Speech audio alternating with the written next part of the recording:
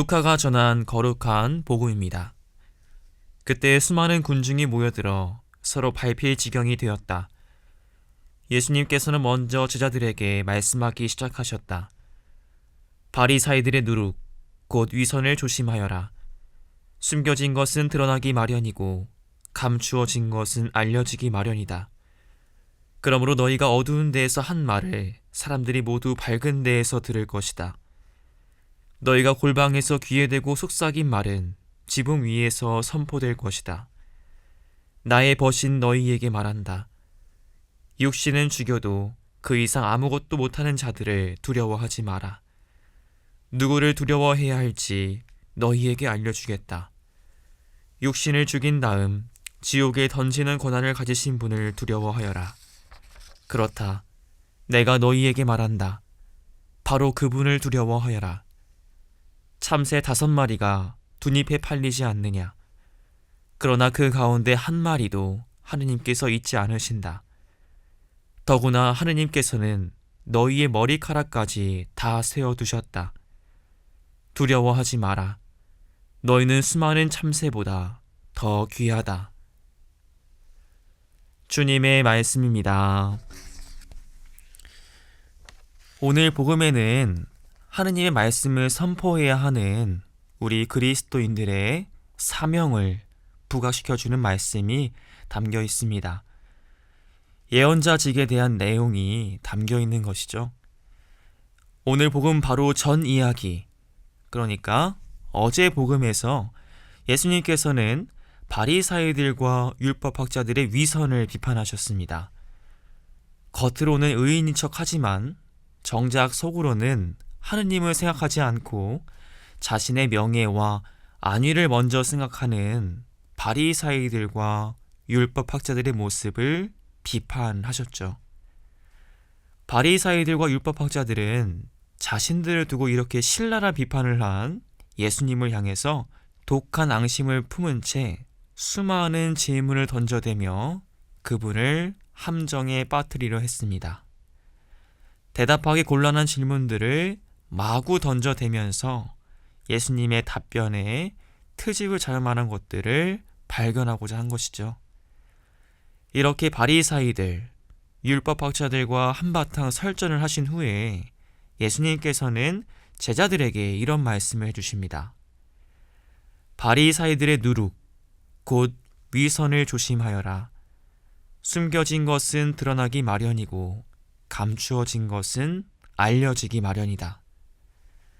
여기서 예수님께서 지칭하시는 위선은 겉과 속이 다른 모습을 일컫는 말이기도 하지만 하느님의 뜻을 외면하거나 따르지 않는 모습을 일컫는 말이기도 합니다.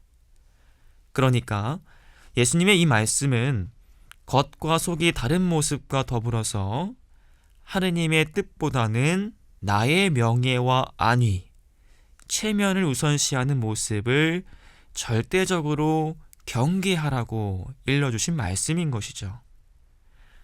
강론 서두에서 오늘 복음이 그리스도인들의 예언자적 사명을 일깨워주는 복음이라고 말씀드렸습니다.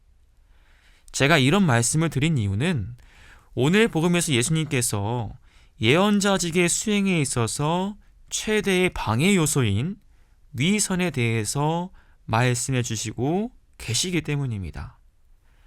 위선에 빠진 사람이 하느님의 뜻과 말씀을 선포하는 예언자로서 살아가기란 불가능합니다.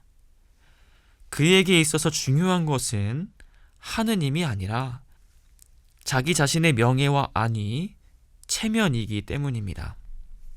때문에 우리가 하느님의 예언자로 살아가기 위해서는 반드시 위선을 경계해야만 합니다. 그러면 위선에 빠지지 않을 수 있는 가장 효과적인 방법은 무엇일까요?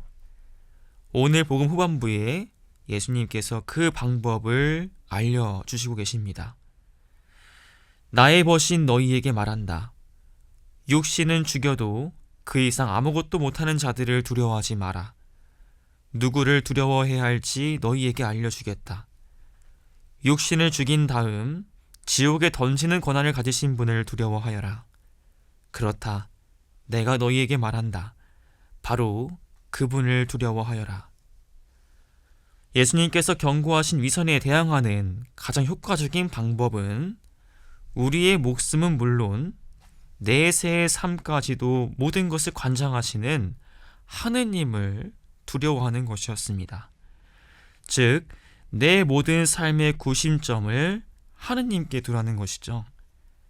저는 예수님의 이 말씀에 전적으로 공감합니다. 그 누구보다도 예언자직과 밀접한 연관을 가지며 살아가는 저에게 있어서 가장 힘들었던 것은 다른 사람들이 나를 어떻게 바라볼까 라는 생각에서 시작되는 위선이었기 때문입니다. 하느님의 뜻과 말씀, 그 말씀을 강론, 각종 교리와 훈화 등과 같이 공적인 자리에서 다수의 사람들에게 선포해야 하는 저에게 있어서 위선이라는 악은 제가 무사안일주의에 빠지도록 끊임없이 유혹했습니다. 이런 말을 하면 몇몇 사람들이 나에게 불만을 표출할지도 몰라. 구태여 싫은 소리를 들을 수 있는 그런 위험을 감수할 필요는 없잖아. 이건 조금 덮어두자. 다른 누군가가 나 대신 이야기를 해줄 거야. 라는 비겁한 목소리가 공동체의 평안을 위해서라는 허울 좋은 껍데기를 두른 채 제 마음속에서 달콤하게 외쳐지곤 했습니다. 사랑하는 교우 여러분, 주님의 평안은 무사안일주의가 아닙니다. 사람들의 눈치를 봐가면서 그들을 두려워하면서 모든 사람들이 듣기 좋은 말을 적당히 늘어놓으면서 얻는 평화는 주님의 평화가 아닙니다. 그런 것이 주님의 평화였다면 주님의 십자가 사건은 이루어지지 않았을 것입니다. 교회의 무고한 역사 안에서 박해도 이루어지지 않았을 것이고 순교자는 더더욱 나오지 않았을 것입니다. 이러한 맥락에서 내가 세상에 평화를 주러 왔다고 생각하느냐? 아니다. 내가 너희에게 말한다. 오히려 분열을 일으키러 왔다. 라는 예수님의 말씀이 남다르게 다가오는 것 같습니다. 예수님의 말씀대로 교회는 현대사회 안에서도 수없이 분열의 길을 걷고 있습니다. 약자의 생명과 인권을 수호하고자 하는 교회의 외침을 두고 정치적인 색깔을 입혀서 비난하는 사람들이 있고 개인적인 이해관계를 기준으로 평가하는 사람들도 있습니다. 세상에서의 하느님 나라 건설을 위해서 여러 고심 끝에 내린 교회의 가르침을 두고 교회는 고리타분하고 꽉 막힌 집단이라고 규정하는 사람들도 적지 않습니다. 이러한 상황 속에서 위선이라는 악은 우리의 마음 속에서 활개를 칠 것입니다. 교우 여러분, 하느님의 예언자직을 수행하는 데 있어서 결코 양보할 수 없는 것은 분명히 있습니다. 때문에 싫은 소리를 들을 줄 알면서도 선포해야 하는 메시지가 있습니다. 그렇다고 해서 제가 일방적이고 무작정적으로 교회의 입장을 모든 사람들에게 강요해야 한다고 말씀드리는 것은 아닙니다. 사람마다 이해관계가 다르고 서로 각자만의 입장이 있기 때문이죠. 그것을 무시할 수는 없을 것입니다. 제가 교우분들에게 말씀드리고 싶은 것은 하느님의 예언자직을 수행하는 사람들로서 내 안의 중심을 언제나 하느님의 뜻과 말씀에 둘 수 있어야 한다는 것입니다. 사람들이 말하는 다양한 이야기에 경청을 하면서 대화를 하되 그 안에서 하느님의 뜻과 말씀이라는 중심을 잃지 않는 모습. 교회의 각 가르침이 어떤 하느님의 뜻과 말씀을 중심으로 나오게 되었는지를 찾아보고 공부해 보려고 하는 모습. 어떻게 하면 각 사람에게 맞춰서 하느님의 말씀을 전할 수 있을까 고민하는 모습. 이 모습이 우리가 주님의 예언자로서 추구해야 하는 모습이 아닐까 생각해 봅니다. 그냥 난 내가 좋다. 그냥 좋다. 새 일 시작했으니 너의 죄를 씻으니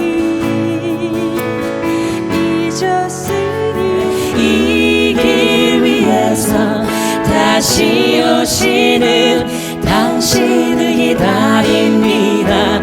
주의 빛 비추소서.